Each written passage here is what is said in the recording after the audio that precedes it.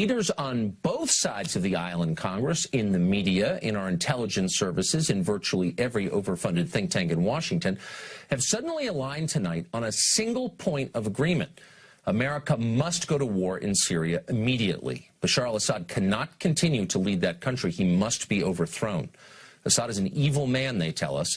His latest crime is a chlorine gas attack carried out over the weekend by his forces against a rebel-held suburb of Damascus.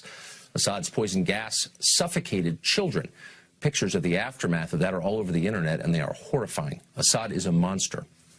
That's the official story. Almost everyone in power claims to believe it. The push to war in Syria, by the way, has united politicians from both sides.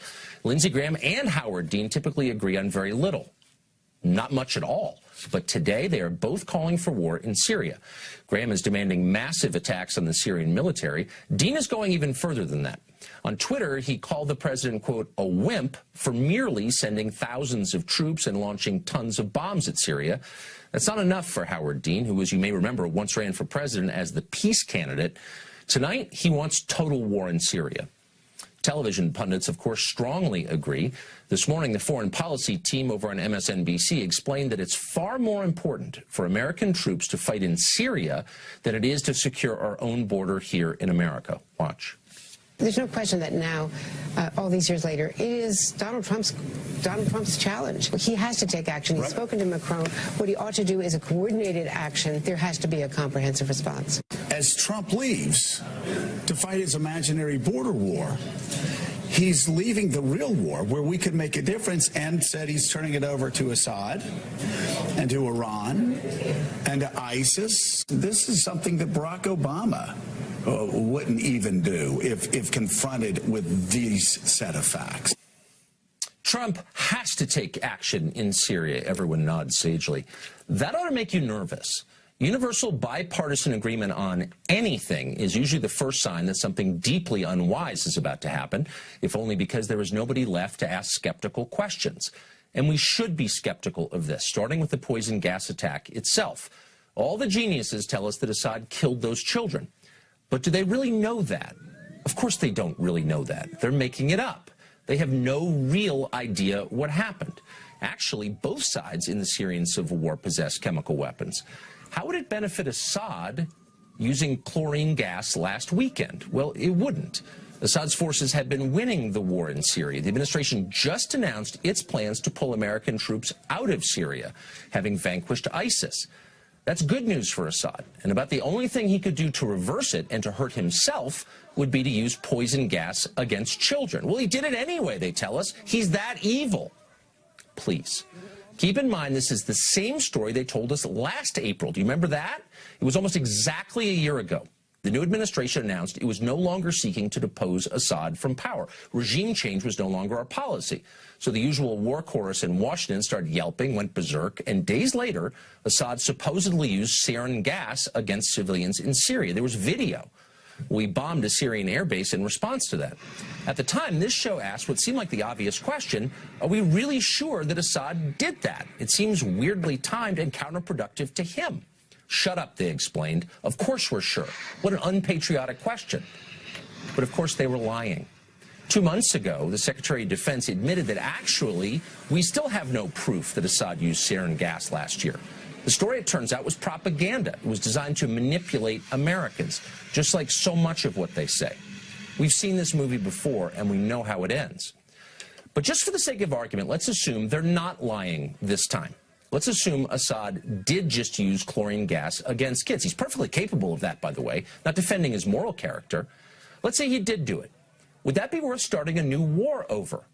Overthrowing Assad's regime in Syria would result in chaos. Many thousands would die. In fact, we might likely see the genocide of one of the last remaining Christian communities in the Middle East, and we ought to care about that.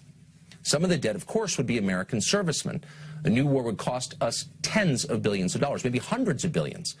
Would it make America safer? Would it make the region more stable? Let's see. How exactly did regime change work in Iraq and Libya? Doesn't matter, say our moral leaders on CNN and everywhere else. Atrocities like this cannot be tolerated. Okay, but let's be real. We do tolerate atrocities like this all the time. For example, there's a devastating famine killing children in Yemen right now. The Saudis are causing that famine. Should we drop tomahawks on Riyadh in response? Not until it's on YouTube, apparently. When you conduct foreign policy by viral video, pictures are essential.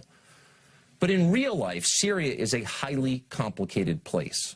With Assad gone, who would run it exactly? Do we have another strongman in place to install? Or is it our hope that a stable democracy will magically appear in the wake of this protracted civil war? And who exactly are these moderate rebels you're always hearing about, the ones that we're supporting with your tax dollars? Well, a lot of them turn out to be Islamist crazies. For example, the city where the chemical attack just occurred is mostly controlled by the Army of Islam. It's a radical group that has called for establishing an Islamic state under Sharia law in Syria. That group's founder called for exterminating all Shia Muslims and Alawites from the country. But we're supposed to wage a new war on this group's behalf. Why is that exactly? Back in 2013, when the Syrian civil war was still in its early days, one onlooker weighed in on Twitter. Here's part of what he wrote, quote, "We should stay the hell out of Syria. The rebels are just as bad as the current regime. What will we get for our lives and billions of dollars? Zero." In another tweet, he said this, quote, "Let the Arab League take care of Syria. Why are these rich Arab countries not paying us for the tremendous cost of such an attack?" And in yet another tweet, he said this, "What will we get for bombing Syria beside more debt and a possible long-term conflict?" Of course, you know who wrote that. It was Donald Trump, and he was right. And that's one of the reasons he got elected president.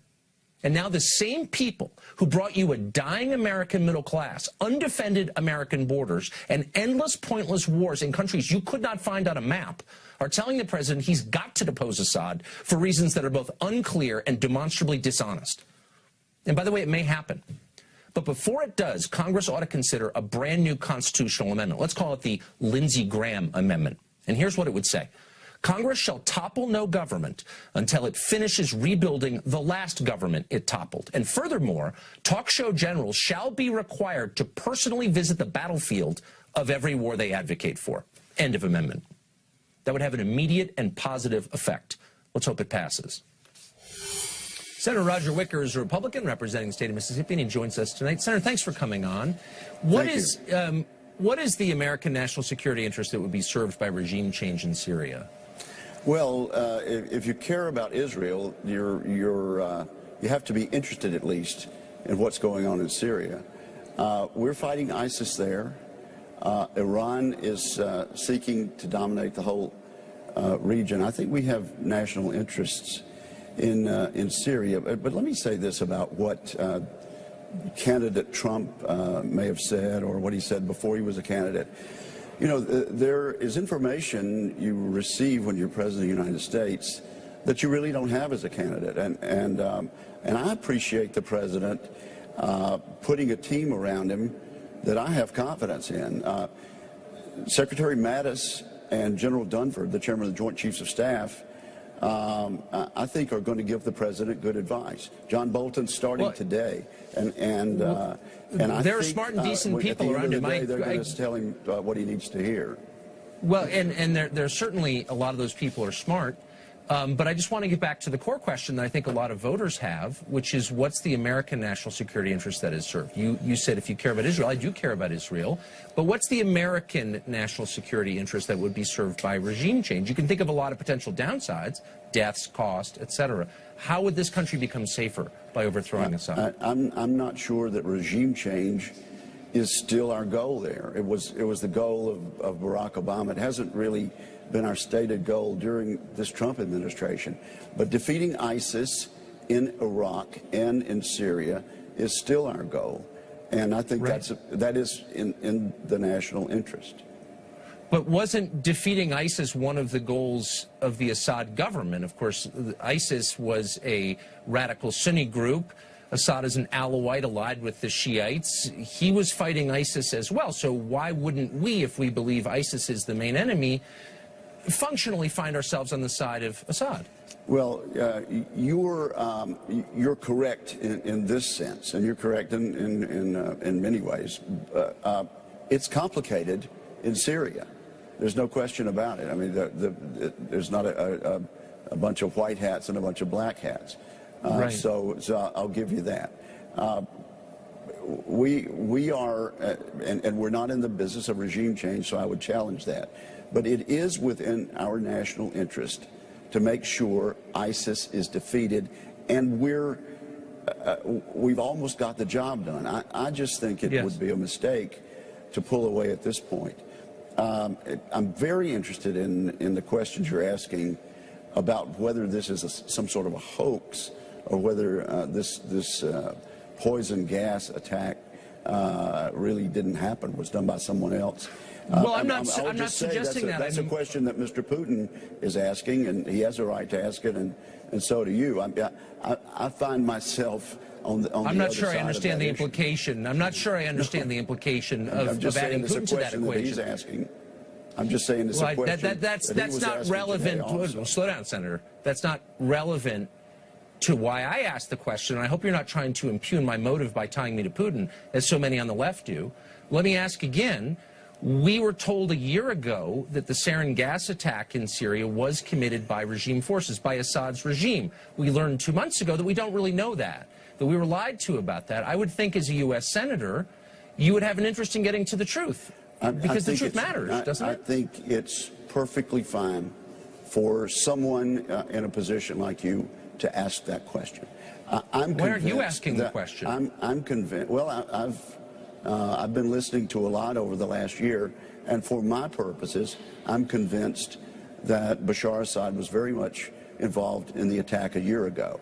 The United Nations Security Council is currently, based on information I've heard, I think the United Nations Can you Security characterize Council it for us? Because the Secretary of Defense, I'm sorry, I wouldn't typically interrupt you, but you suggested that I was somehow allied with Putin, so I think I can press you on this question. I'm the Secretary of Defense, you asked the same question that he asked, and that's fair. So I must be a Russian agent. I get it, right? I'm not saying that at all. I'm not saying that. Because it's a very obvious question, actually, and the Secretary of Defense said 2 months ago that we didn't have proof, but you apparently have proof that the Secretary of Defense doesn't have. Could you characterize it for us? No. I'm not going to get into that further. Okay. So are you satisfied that we know for a fact that the Assad regime, acting against its own strategic interests, was behind the chlorine gas attack this weekend? And as I was about to say, Tucker, the UN Security Council is looking at that very issue right